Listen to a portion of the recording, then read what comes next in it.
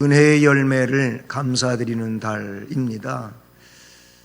이제 한 해를 마무리해가는 이런 차원에서 그동안 열매 맺은 것들을 하나님께 드리면서 영광을 돌리는 이런 감사의 달입니다. 셋째 주일, 다음 주일은 추수감사절로 지킵니다.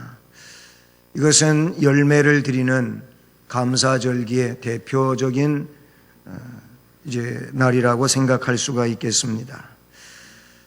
우리는 오늘 이 말씀을 통해서 하나님 앞에 더 크고 은혜로운 역사를 가지고 영광을 돌릴 수 있기를 주님의 이름으로 축복합니다.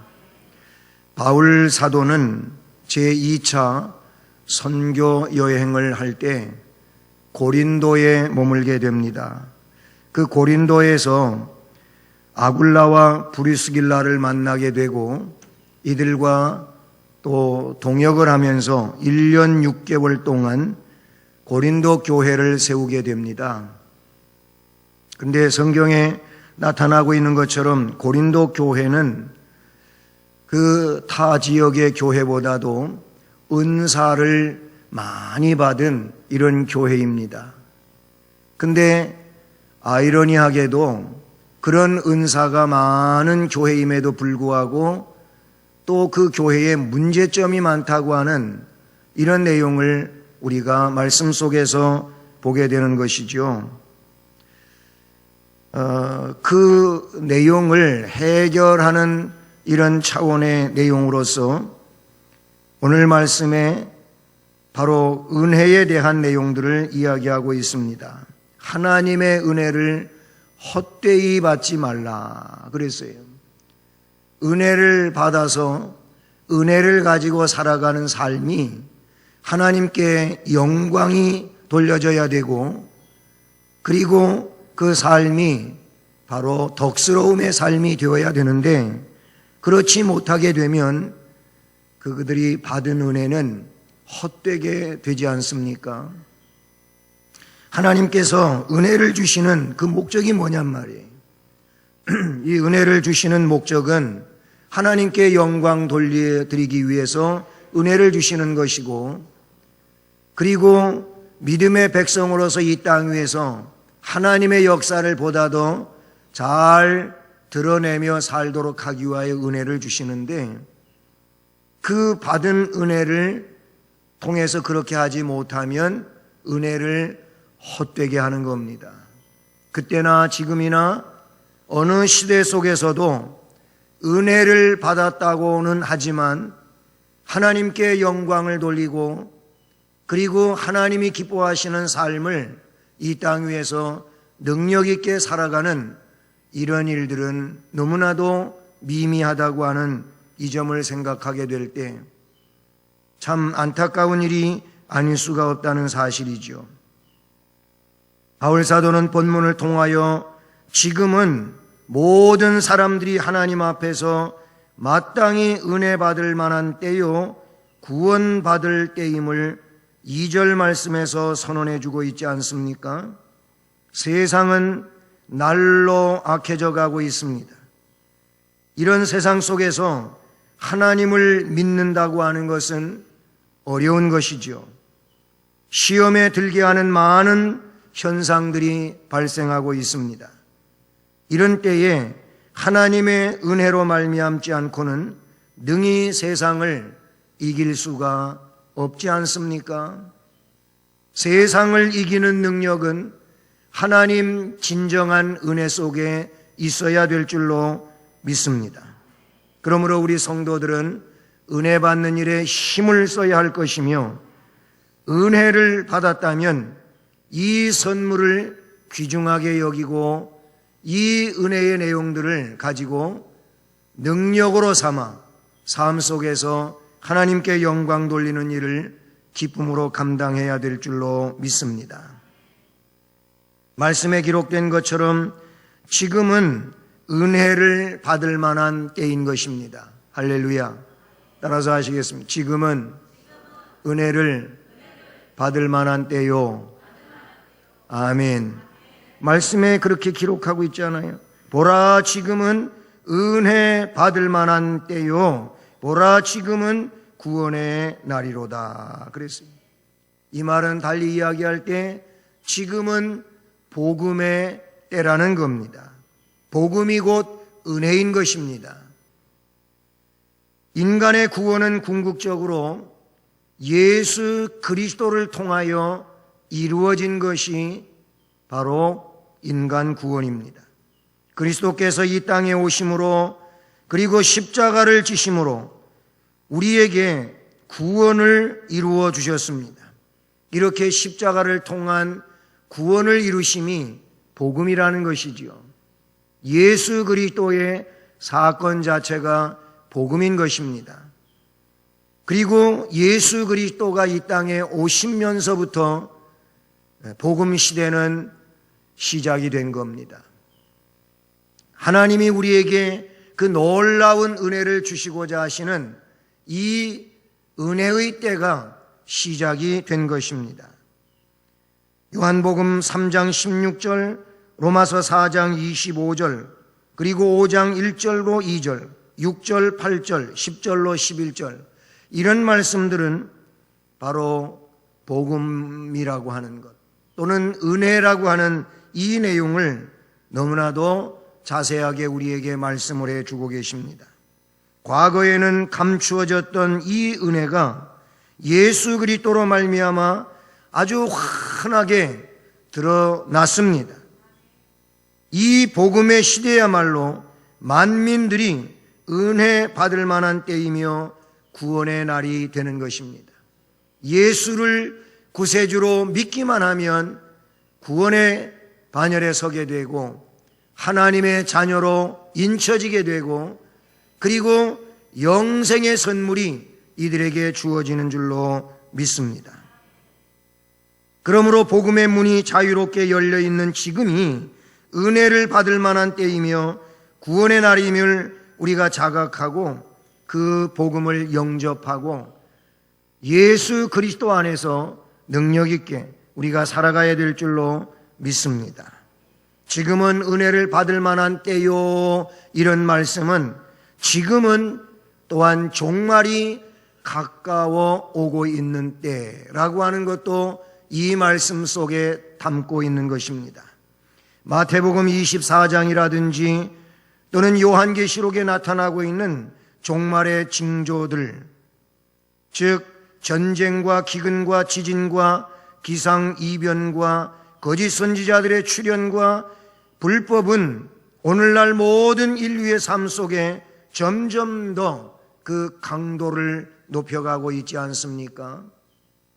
우리는 정치에 대해서 어떤 때에는 그래도 소망을 두고 이번 정치, 이 시대에는 그래도 뭔가 달라지겠지 했지만은 어땠습니까? 똑같이 그렇게 반복되어지는 내용을 우리는 경험하고 있지 않습니까? 지나간 시대에는 그래도 다 잊어버려서 그때는 지금보다는 적었다 나았다 그러지만은 아니요. 그때도 우리는 실망하고 낙심하고 그랬지 않습니까? 지금 작금의 시대도 그런 상황이라는, 왜 이런 일이 우리를 어렵게 만드는 것입니까? 이것은 악이 그만큼 세상에 관영되어져 가고 있기 때문이라는 반증이기도 하다는 것이죠. 이처럼 종말의 때, 마지막이 가까워오는 때 악이 득세하고 악이 창궐해가는 이런 내용들을 말씀해 주고 있는 것입니다. 불법이 판을 친다는 것입니다. 바로 이런 징조는 심판의 날이 가까웠음을 우리에게 보여주지요. 그리고 우리 각자의 개개인의 이 죽음이란 언제 닥쳐올지 모르는 이런 상황들, 이 또한 개인적 종말로서 우리가 생각을 하면서, 그러니 이때는 은혜를 받을 만한 때요, 구원의 날이 되어야 할 줄로 믿습니다. 종말이 가까워오는데, 악은 득세해 가는데, 점점 어두워져 가고 있는데 은혜를 받지 못하면 구원의 역사 속에 있지를 못한다면 이것이야말로 불행한 일 아니겠습니까? 사람들이 자타가 그렇게 이야기하는 것처럼 말세야 말세, 정말 세상이 끝인가 봐, 이러고 있는 이런 입으로 이야기하는 것들을 스스로 이야기하고 들으면서도 우리가 구원의 때, 은혜의 때에 은혜 받는 일을, 구원의 역사 속에 살아가는 일을 우리가 힘쓰지 않는다면 이것이야말로 어리석은 일에 해당하지 않겠느냐는 것입니다. 문제는 죽음 후에 이 마지막 때에는 반드시 심판이 있다고 하는데 문제가 있다는 것입니다. 히브리서 9장 27절, 사람이 한 번 이 세상에 살다가 한 번 죽는 것은 정해진 것이라 그랬습니다. 그리고 그 후에는 심판이 따라온다고 말씀을 하고 있지 않습니까? 계시록 20장 12절도 같은 말씀을 기록하고 있어요. 요한복음 5장 29절에는 선한 일을 행한 자는 생명의 부활로, 악한 일을 행한 자는 심판의 부활로 나오리라 라고 말씀해 주셨습니다. 그러므로 그때의 멸망의 심판을 피하기 위해서는 지금 하나님의 은혜의 때에 은혜 받는 일을, 구원의 때에 구원의 반열에 서는 이 일에 대해서 우리는 믿음으로 나아가야 될 줄로 믿습니다. 베드로후서 3장 11절과 12절 말씀에 우리에게 촉구하고 있습니다. 너희가 어떠한 사람이 되어야 마땅하냐 물었어요. 이렇게 질문하면서 답하기를 거룩한 행실과 경건함으로 하나님의 날이 임하기를 바라고 간절히 사모하라. 이 어려운 때에, 어두운 때에, 악이 득세해가는 이와 같은 때에, 이 종말의 때에, 바로 이 구원의 날, 은혜의 날에 너희가 어떠한 사람이 되어야 마땅하냐? 거룩한 행실로 경건함으로 하나님의 날이 임하기를 간절히 바라고 사모하는 자가 되라고 말씀하셨습니다. 여러분, 저와 여러분은 이와 같은 시들 속에 바로 이와 같이 하나님의 날이 임하기를 얼마만큼 바라고 있으며 사모하고 있습니까? 우리는 간절히 바라고 사모하는 자가 되어야 할 줄로 믿습니다. 오늘 말씀 3절에도 우리가 이 직분이 비방을 받지 않게 하려고 무엇에든지 라고 하는 말씀을 기록하고 있어요. 우리는 이 시대 속에 은혜 받고 구원의 백성으로 우리의 성도의 직분이 비방을 받지 않게 하는 이런 삶을 살아가야 될 줄로 믿습니다. 지금은 은혜 받을 만한 때인 줄로 믿습니다. 지금은 구원의 날인 줄로 믿습니다. 그러므로 이 일에 대하여 감사하고 은혜 받는 일에 구원 백성으로 살아가는 데 대해서 확신을 가지고 담대히 살아갈 수 있기를 바라는 것입니다. 그 다음에 둘째로 오늘 우리는 하나님의 은혜가 어떤 것인지를 알아야 되겠습니다. 하나님의 은혜는 생명입니다. 하나님의 은혜는 성령의 역사입니다. 이 점을 우리는 기억해야 되겠습니다. 하나님의 은혜가 시시한 것이 결코 아닌 것이죠. 하나님의 은혜는 생명 그 자체이고 하나님의 은혜는 성령의 역사인 것입니다. 생명의 은혜라 그런 얘기예요. 우리는 구원이라고 하는 것이 생명이고 은혜라고 하는 것이 생명이라는 점을 느낄 수밖에 없는 것은 바로 이와 같이 은혜를 받으면 그리고 구원의 반열에 서게 되면 그 사람은 멸망에서 혹은 사망에서 어디로? 생명으로 옮겨진 자가 되는 줄로 믿습니다. 로마서 8장에도 우리를 결코 정죄하지 못할 것은 이제 죄와 사망의 법에서 생명의 법이, 성령과 생명의 법이 너를 해방시켰다고 말씀하고 있어요. 그러니까 죄와 사망의 늪에 있는 것이 아니고 성령과 생명 안에 있다고 말씀을 해 주고 계시지 않습니까? 이런 은혜가 있어야지만 평강도 있는 것이고 기쁨도 있는 것이고 행복도 있는 줄로 믿습니다. 요한복음 5장 24절, 내 말을 듣고 또 나 보내신 이를 믿는 자는 영생을 얻었다 그랬어요. 영생이 뭡니까?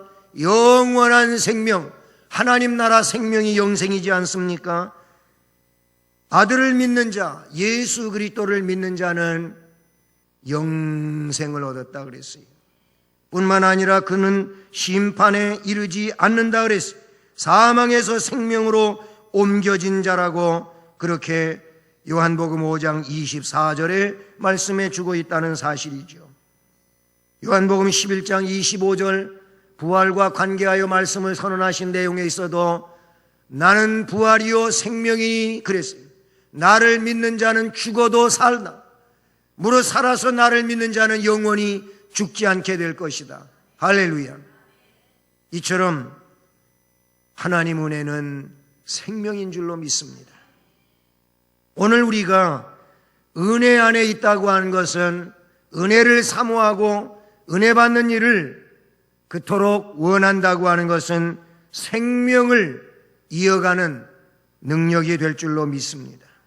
또한 이 하나님의 은혜가 성령의 역사라고 하는 것은 곧 하나님의 은혜가 있는 심령 속에는 성령이 임재한 것이고, 성령이 임재한 것은 그 성령이 그 안에서 역사하신다는 거예요. 역사하신다는 말이 뭡니까? 성령이 그 안에서 일하신다는 거예요. 할렐루야. 성령이 나의 안에서 내 삶 속에서 일하실 때 바로 이것이 은혜로움인 줄로 믿습니다. 인간의 나약한 능력으로는 이 세상의 악함과 마귀의 시험을 능히 이길 수가 없어요. 마귀는 어떤 존재입니까? 넘어뜨리는 존재이잖아요. 그래서 마귀는 호시탐탐 기회를 노리고 있습니다. 택한 자라도 미혹하여 넘어뜨리려고 기회를 엿보고 있습니다. 작은 틈만 있어도 그 틈을 비집고 들어와서 완전히 전복시켜버리는 것이 마귀의 역사가 아니겠습니까? 아유, 뭐 이것쯤이야. 이 정도는 그냥 괜찮은 거지. 천만에. 그것이 그를 무너지게 하는 겁니다. 그러나 이렇게 약한 존재가 그런 마귀의 시험을 이길 비결이 없는 거예요. 그래서 하나님께서는 우리에게 보혜사 성령을 보내시겠다 그랬어요. 내가 너희를 떠나서 내 원래의 자리로 가게 되면, 내가 승천하게 되면 너희에게 보혜사 성령이 오신다. 그러니 이 약속하신 것을 기다리고 있어라. 그렇게 말씀해 주시지 않았습니까? 보혜사 성령이 오셨습니다. 오순절 마가의 다락방에 성령이 오시게 되고 성령이 임한 이 사도들 심령은 뜨거워졌습니다. 능력을 행사합니다. 사람들이 너무 신기하게 그렇게 우러러 봅니다. 그래서 이 사람들을 안 좋게 보는 사람들은 세술에 취했다고까지 이야기를 합니다. 조롱하는 것이지요. 그러나 그들은 능력이었습니다. 복음을 능력 있게 전합니다. 역사를 일으킵니다. 앉은 뱅이를 일으키고 그리고 그 능력을 전합니다. 사람들이 위협하고 이 일을 증언하지 못하게 할 때 하나님의 말씀을 듣는 것이 옳은지, 너희들의 말을 듣는 것이 옳은 것인지 판단해봐라. 우리는 하나님의 말씀을 전하지 않을 수가 없다. 이렇게 그들은 단호하게 고백하지 않습니까? 이 어디서 온 겁니까? 성령의 역사에서 온 건 줄로 믿습니다. 오늘 이 시대에도 담대한 믿음의 사람, 생명력 있는 역사를 이어가는 사람, 그리고 신앙생활에 능력을 지니고 있는 사람, 이런 사람은 다른 사람이 아니에요. 그 안에 성령이 역사하는 사람인 줄로 믿습니다. 성령이 역사하지 못하면 무능한 신앙인이 될 수밖에 없는 것이지요.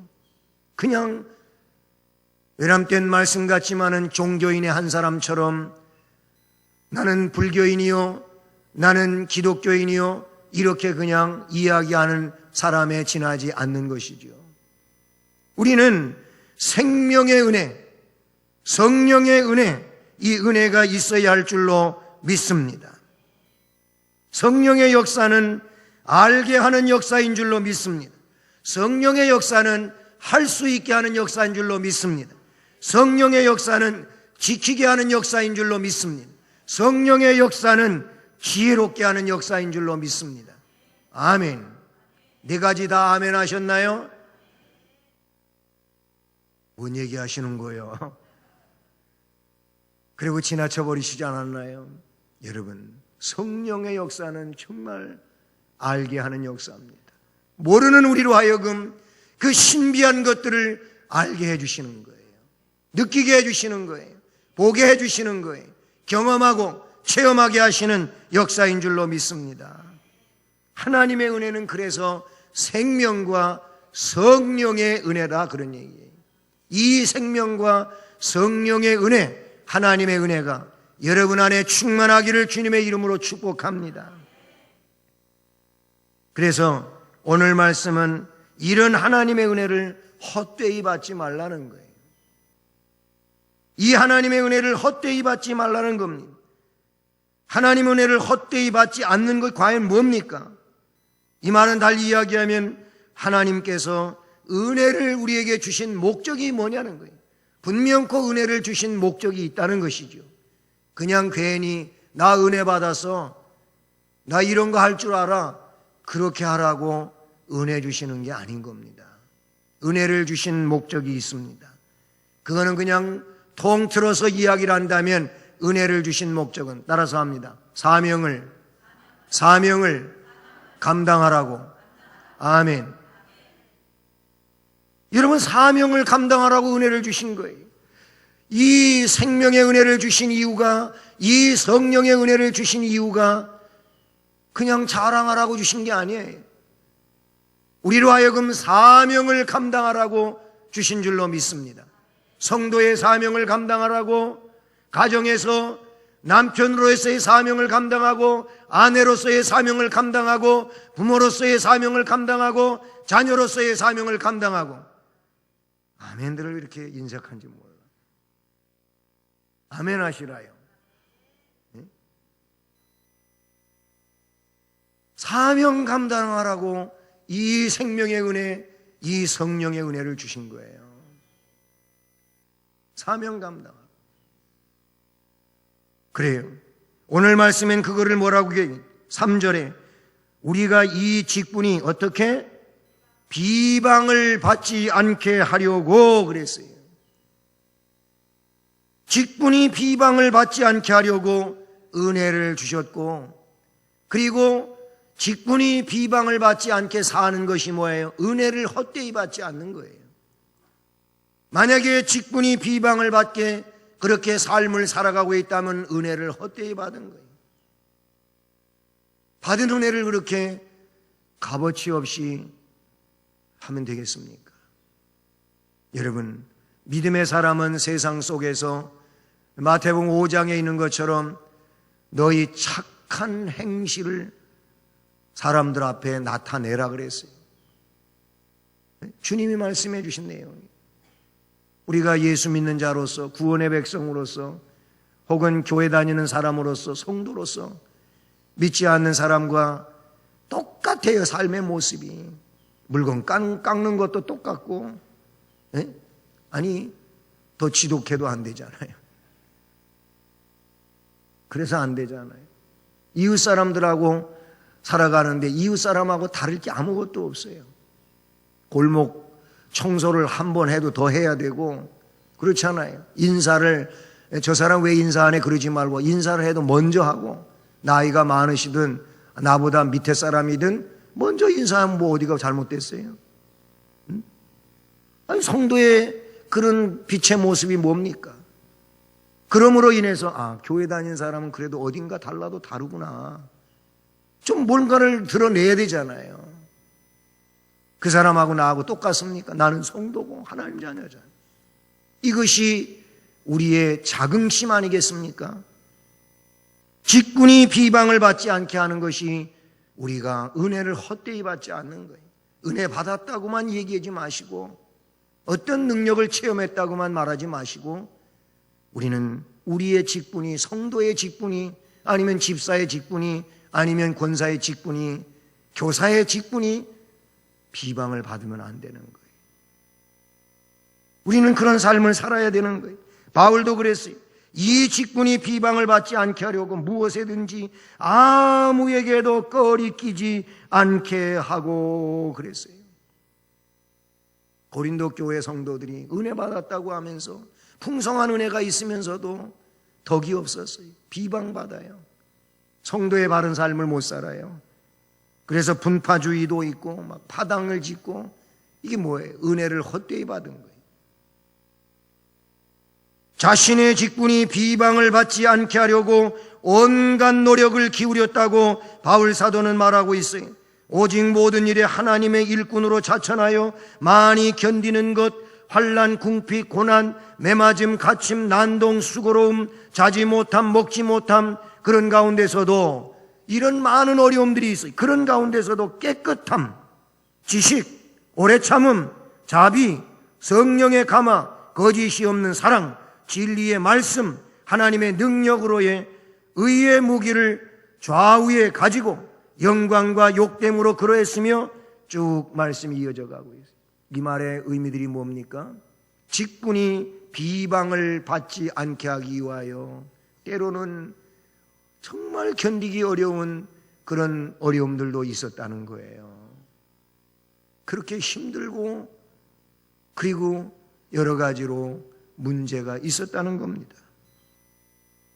우리가 하나님 은혜를 헛되이 받지 않는 사람으로, 즉 직분이 비방을 받지 않게 하려고 우리도 힘쓰고 애써야 될 줄로 믿습니다.